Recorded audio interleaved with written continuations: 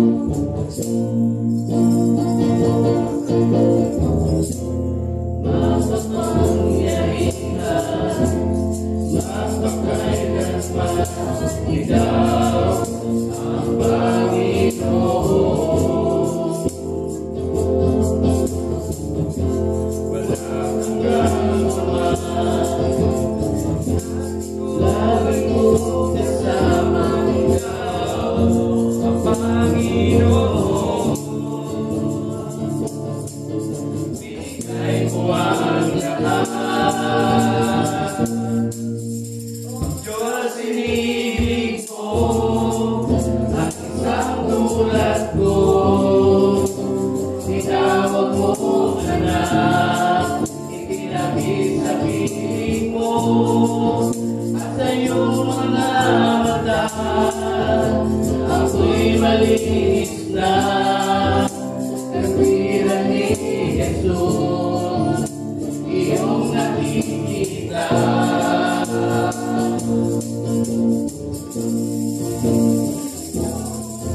Ang isang tulad ko, tinawag mong anak, itinabis sa piling mo.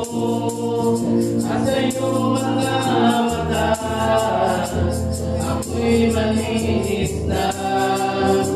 Katwiran ni Jesus, iyong nakikita.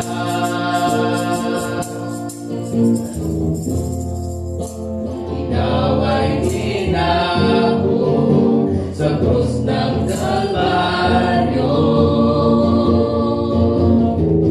Pag-ibig mong wagas ang naghari, binigay mo ang lahat, binigay mo ang lahat. O Diyos, inibig mo ang isang tulad ko. Tinawag mo ang anak, tinabis sa piling mo. At sa iyong mga mata, ako'y malinis na. Katwiran ni Jesus, iyong nakikita.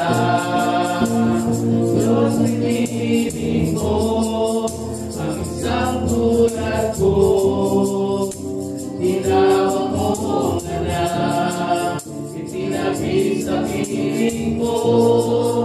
At sa iyong mga mata, ako'y malinis na. Katwiran ni Jesus, iyong nakikita.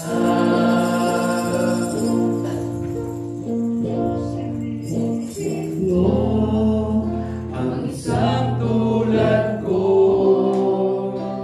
tinawag mong anak, itinabis sa piling mo. At sa iyong mga mata, ako'y malinis na.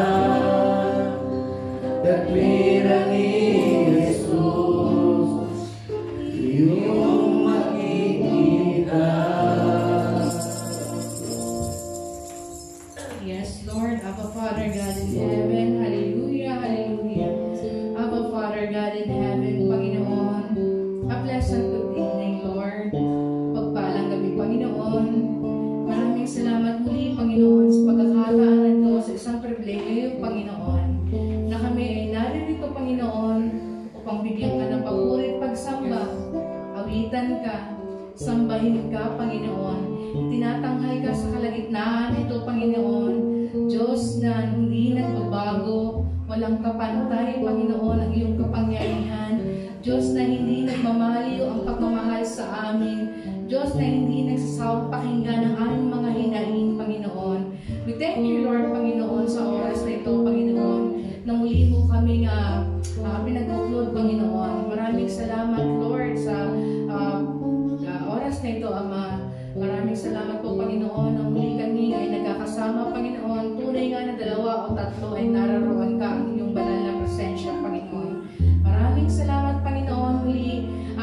Anoint the message and the messenger this evening, Panginoon, and the prayer na po na aming idudulog sa iyo ngayong gabi, Panginoon, na ang aming mga panalangin ay makauwi sa iyong banal na trono, Ama. Maraming salamat sa pagkakataon na ito, Panginoon, na muli mo kaming ginagamit, muli mo kaming pinapalakas, Panginoon, upang muli kami kagamit-gamit sa iyong harapan, Panginoon. We ask forgiveness, Panginoon, kung kami man po ay nakakagawa ng mga bagay na hindi kami aware, Panginoon, sa isip, sa salita at sa gawa, Panginoon. We ask forgiveness, Panginoon. Sanctify us with your most holy, precious blood, Panginoon. Cleanse us, make us blameless, pure in your sight, Panginoon. Maraming salamat, Panginoon. Ito po ay aming tinataas sa iyong dakilang pangalan sa kalagitan nito, sa iyong nag-iisang matamis na pangalan na anak si Jesus. Amen. Amen.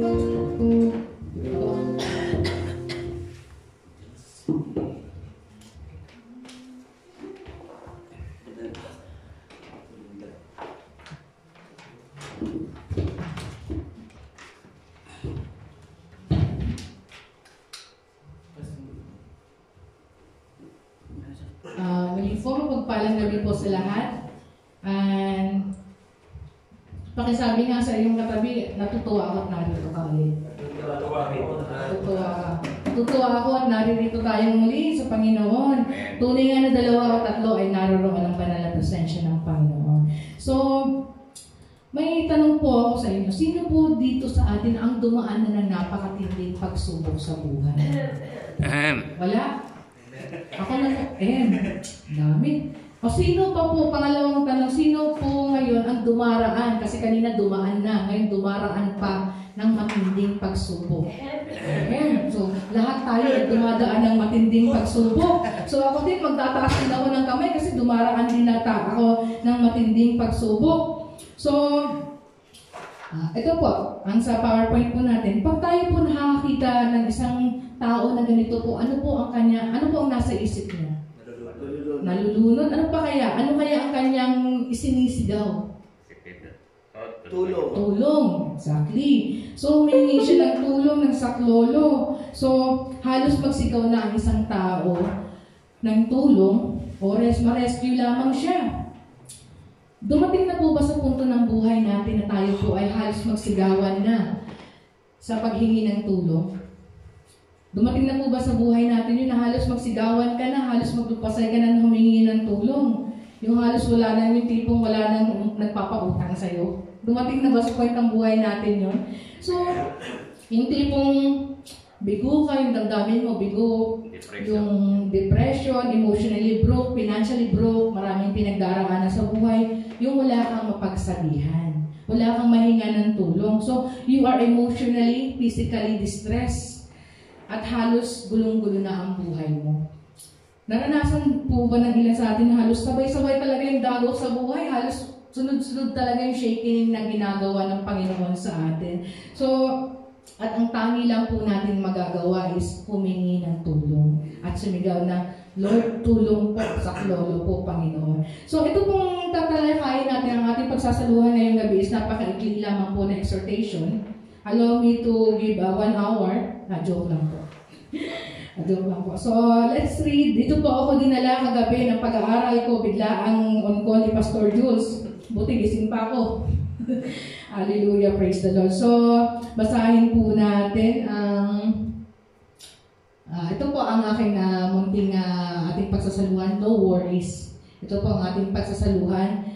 Let's read the prayer of David when he calls for help sa kanyang matinding pinagdadaanan po dito sa Psalms chapter 86, beginning verse 1. Hear me, Lord, and answer me, for I am poor and needy. Guard my life, for I am faithful to you. Save your servant who trusts in you. You are my God. Have mercy on me, Lord, for I call to you all day long. Bring joy to your servant, Lord, for I put my trust in you. You, Lord, are forgiving and good, abounding in love to all who call to you. Hear my prayer, Lord. Listen to my cry for mercy.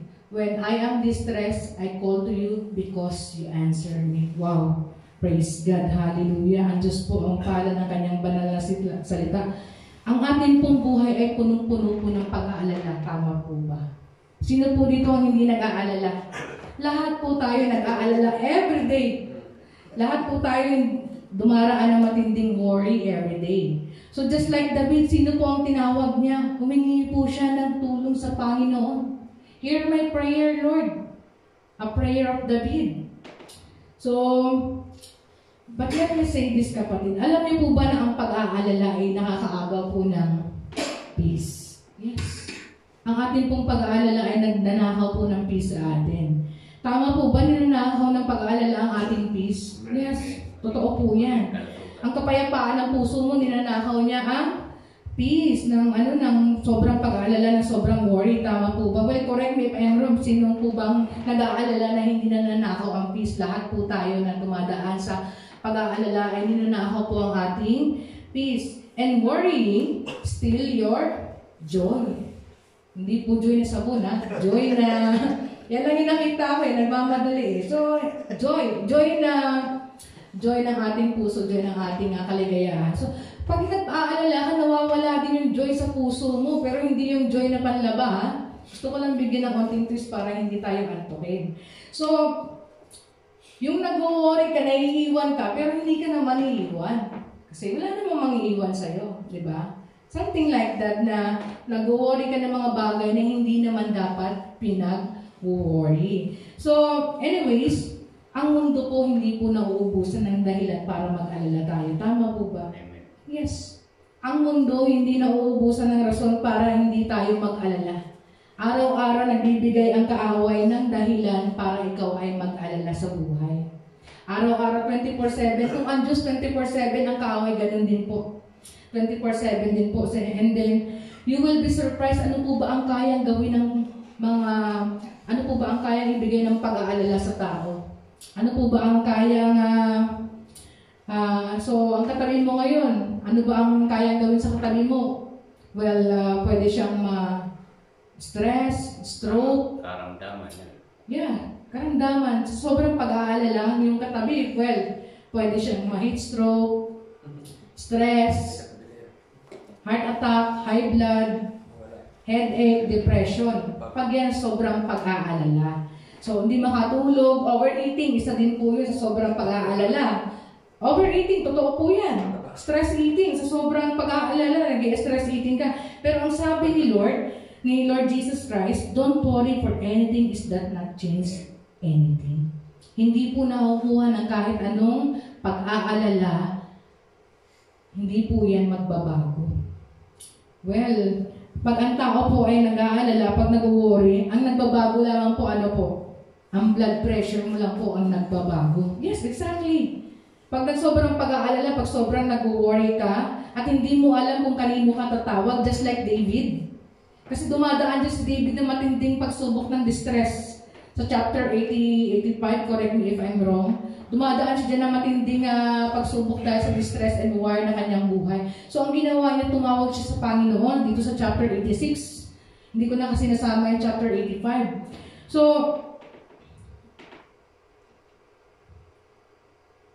ito po yun, yung kanina, yung mangyayari sa iyo. So, sobrang mong pag-aalala, may anxiety, may depression, stress, may phobia, halo-halo na nangyayari sa isip mo. Lalo na pag hindi mo alam kung kanino ka tatawag at hihingi ng saklolo. So, ang image ni David, napakaganda kasi sabi niya doon sa Panginoon, Lord, hear my cry and for mercy. Nagmamakaawa ako, Panginoon, ako po ay pakinggan mo ang aking mga panalangin. Alam niyo po ba, at my age, wag niyo na akong tanungin. Hindi ko na po maalala kung kailan ko kung ano pong age po tayo nag-umpisang mag-alala sa buhay. Kahit ako pa, hindi ko na maalala. Tama po ba? Hindi mo na rin maalala kung anong age ka nagkaroon ng pag-iisip na nag-aalala.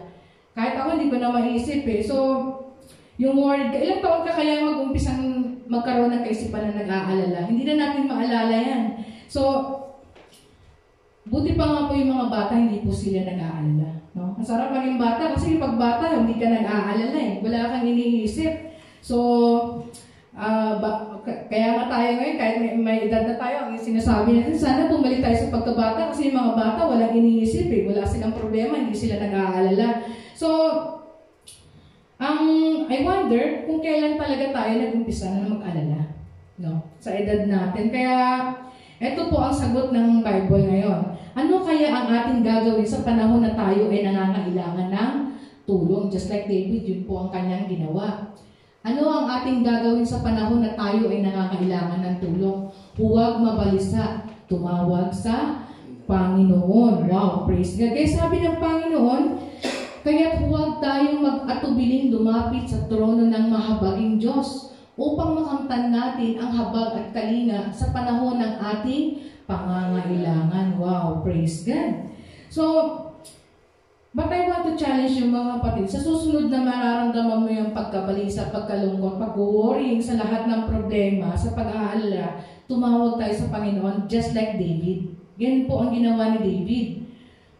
Huwag na po tayo natin subukan na tumawag sa iba at lumapit sa iba. Sa Diyos po tayo unang humingi ng tulong. So, minsan kasi, pag may problema tayo, kahit nag-aalala tayo, hindi natin unang naiisip ang Diyos. Tama po ba? Nagiging Diyos na po tayo ng ating mga sarili. At yan po ang masaklap. Totoo po.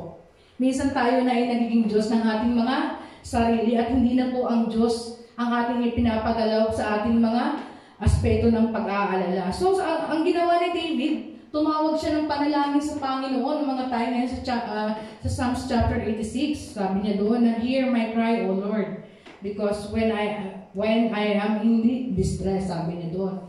So, ito po ang napakalinaw dito po ako nagagandang. "When I am distressed, I call to you because you answer me." Wow, sumasagot ang Panginoon. "When I am distressed, hear my prayer, Lord. Listen to my cry." Katulad ng ginagawa natin tuwing Huwebes, tayo po ay nananalangin sa Panginoon. Umiiyak tayo sa Panginoon para marinig lamang ng Panginoon ang ating mga prayer requests. So, ang tugon ng Panginoon, basahin nga po natin dito. Ito po. "Tumawag ka sa akin at ako'y sasagot sa iyo." Wow, praise God. Tutugon dahil ang Panginoon po ay tutugon po pag tayo po ay lalapit sa Kanya. So, dahil paano po tutugon ang Panginoon kung hindi po tayo lalapit sa Kanya? Well, some others say, Sister John, alam naman po ng Lord ang laman ng puso ko, bakit pa kailangan na sabihin ko at ibigkas ng aking bibig? Kasi mas maganda po na mas nanggagaling po talaga na atin pong inire-request sa Panginoon ang ating pangangailangan. Kailangan po na actually alam naman po ng Lord ang laman ng puso at isip natin.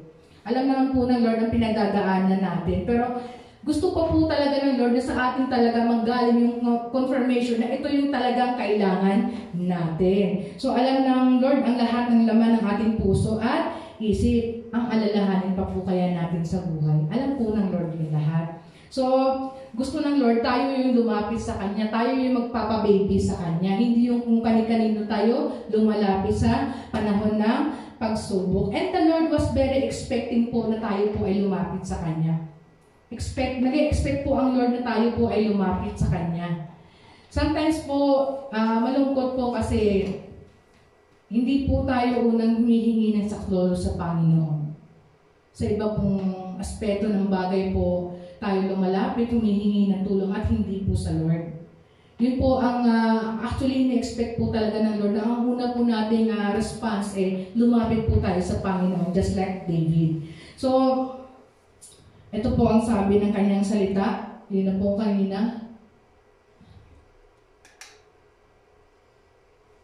"At ako'y magpapakita sa iyo ng mga dakilang bagay at mahihirap na hindi mo nalalaman." Sabi ng Jeremiah 33:3. Amen. So, kailangan tayong tumawag sa Panginoon sa panahon na tayo ay namang problema, sa panahon ng pangamba, sa panahon ng pag-worry. Kailangan marinig ng Diyos na kailangan natin siya. Kailangan muna marinig ng Lord na kailangan muna natin siya. Kasi paano tutulungan ng Lord kung nararamdaman ng Lord na hindi natin siya kailangan? Una, kailangan muna malaman ng Lord, kailangan muna ma-confirm ng Lord na kailangan natin siya. So, the Lord is waiting for us na maramdaman natin na kailangan natin siya. So, ang Lord po kasi available po talaga yan 24/7. Hindi po nagkukulang ang Panginoon, tayo lang po ang nagkukulang sa Panginoon. So, kailangan lamang po natin humingi ng saklolo sa Panginoon. So, mahirap po bang humingi ng saklolo sa Panginoon? Hindi po mahirap. Kung tayo nga minsan pag problemado kaagad kasi tayo yung unang nagiging Diyos ng ating mga sarili. Yun po ang masaklap, totoo po.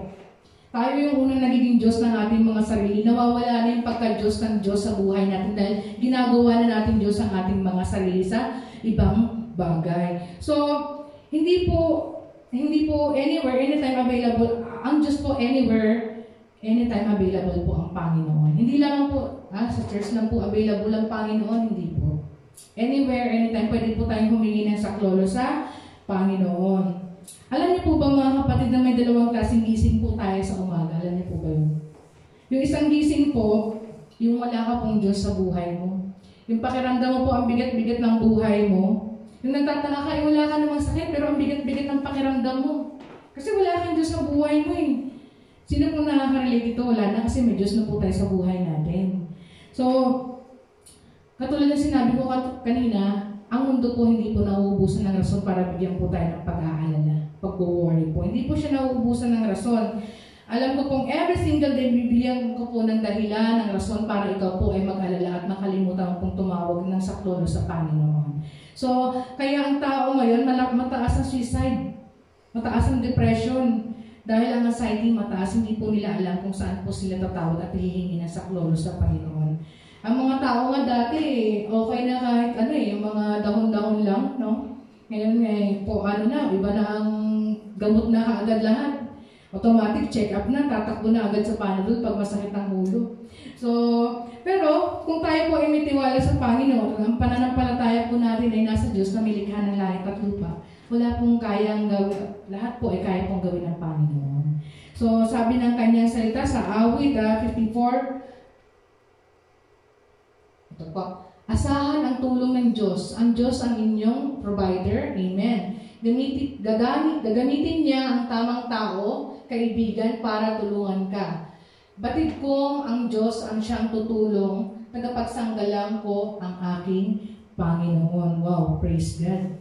So ang Panginoon ang kaya niyang gawin ng lahat, batid mo ang Diyos ang tutulong. Saan po tayo lalapit? Ang Lord na. Sa Lord na po tayo lumapit, just like David, just like what David did, na sa Lord siya humingi ng tulong, sa Lord siya humingi ng saklolo. So ang doktor may prescription, ang Bible din po may prescription sa lahat ng pagkakataon at lahat ng aspeto ng ating buhay. Pag stress ka at worried ka, ang Bible po ang prescription ng Panginoon na basahin po natin para mawala po ang ating worrying, stress, and anxiety sa atin po. Mahigpit po na, maganda po na tayo po ay palagi nagbabasa ng salita ng Diyos dahil ito po ay nagpapawala ng lungkot, ng stress sa buhay.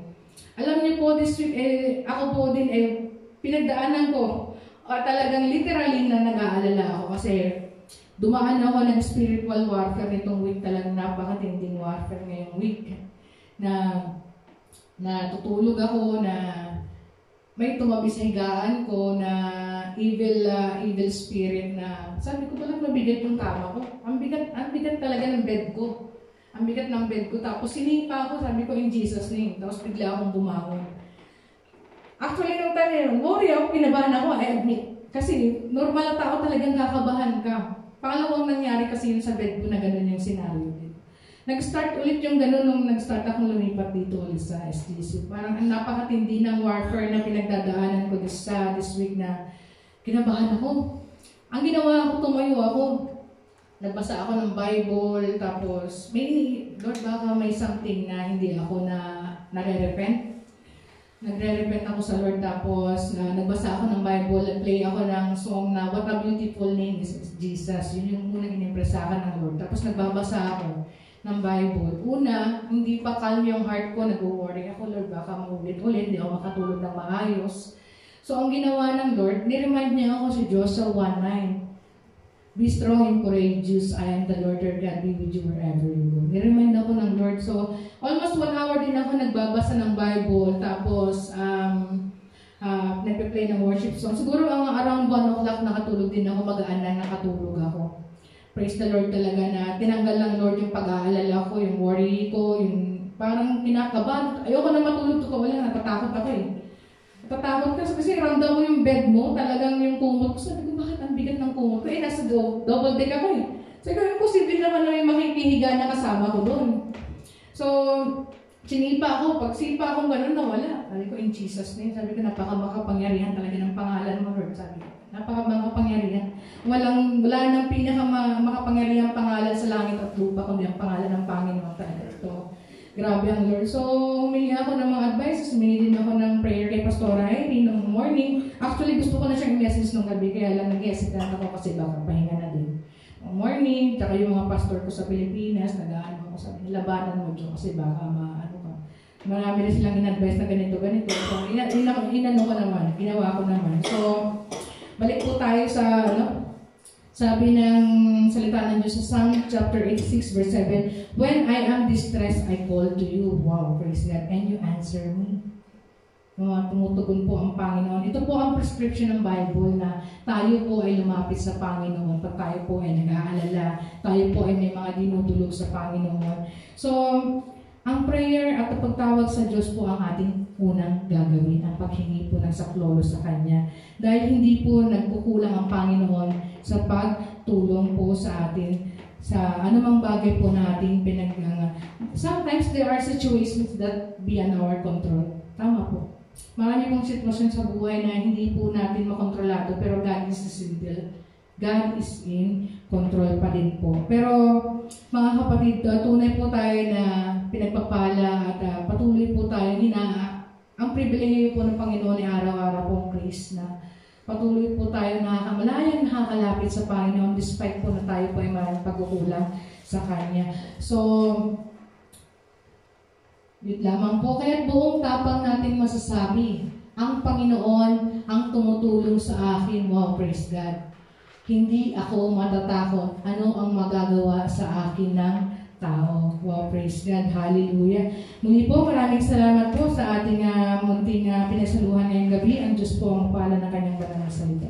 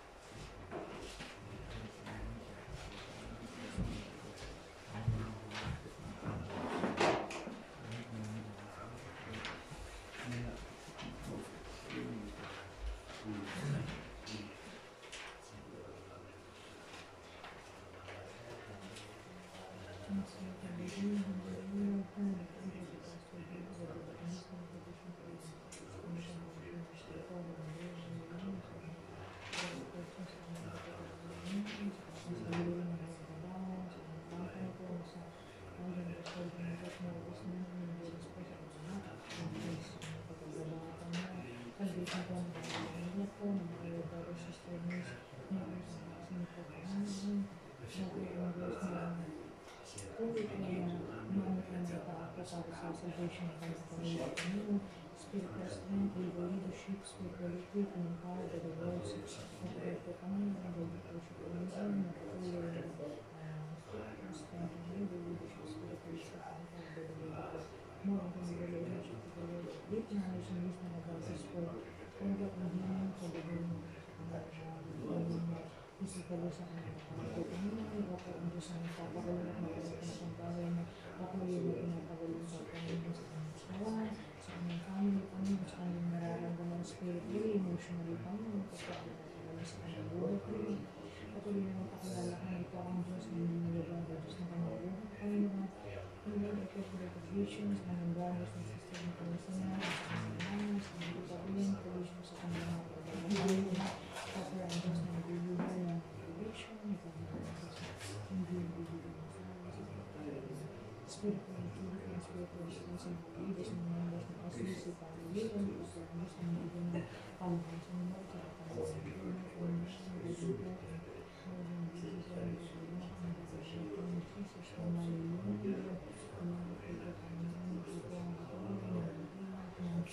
pangalaman,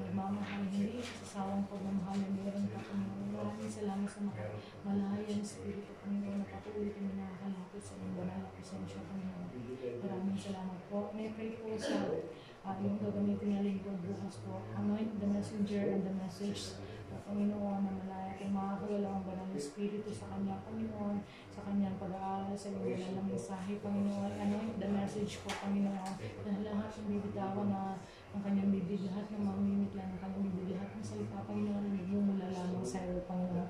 Anoint the message po, Panginoon, na lahat ng makakarinig po, Panginoon, ito po buo sa kanilang mga puso, Panginoon, at huwag po siyang hayaan ng kaaway po, Panginoon, na maaga ang mga karunungan na yan na aming mapapakinggan po bukas ng araw po, Panginoon.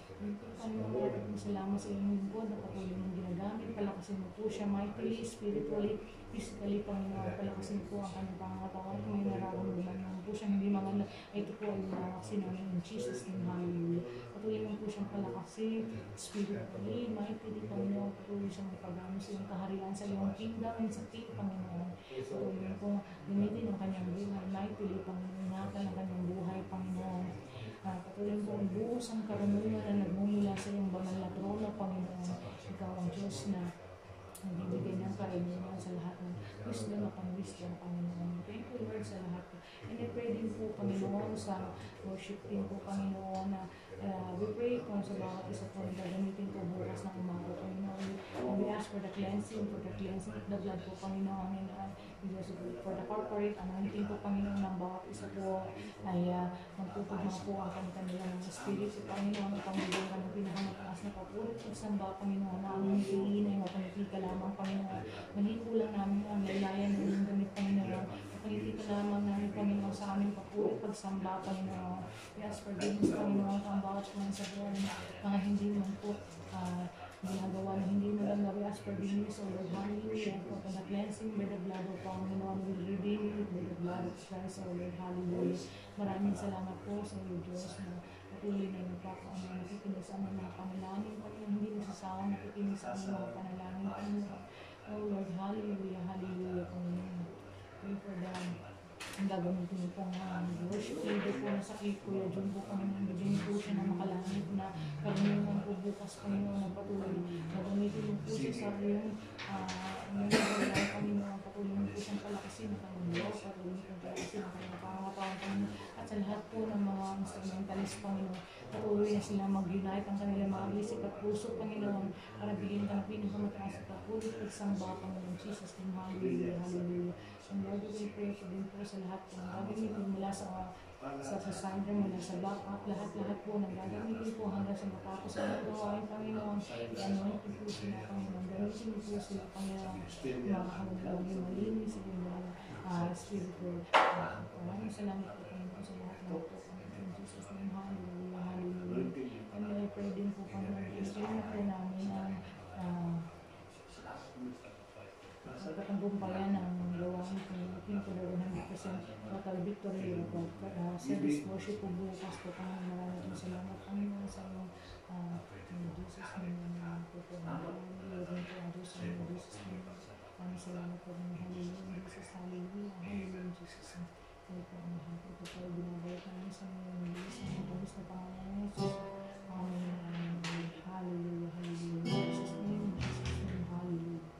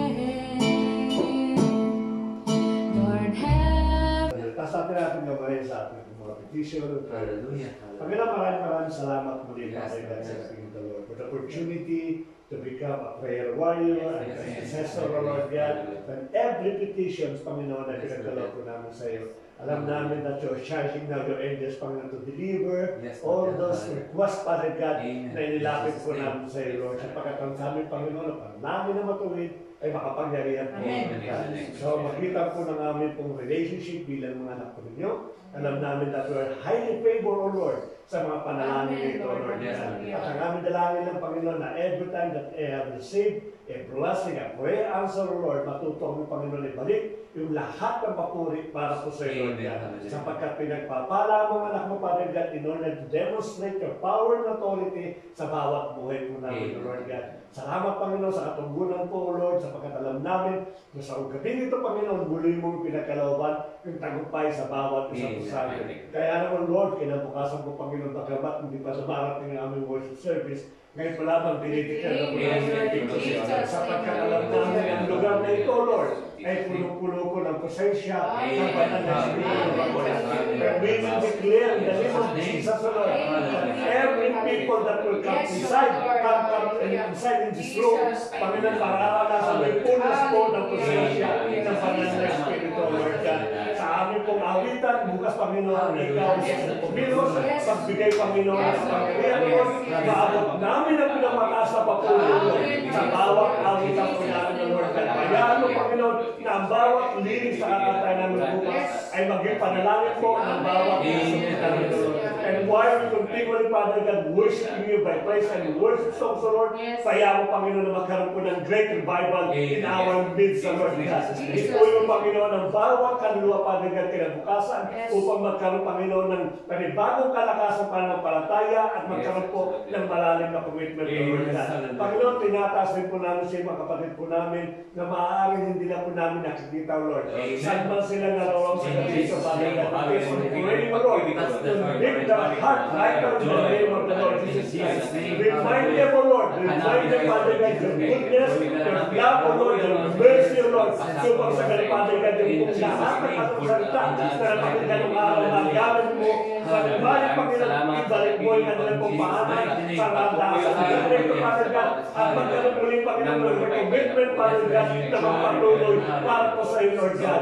Those people, Panginoon, nakaranas po ng blessing, nakaranas po, Panginoon, ng mga pagpapala, Lord.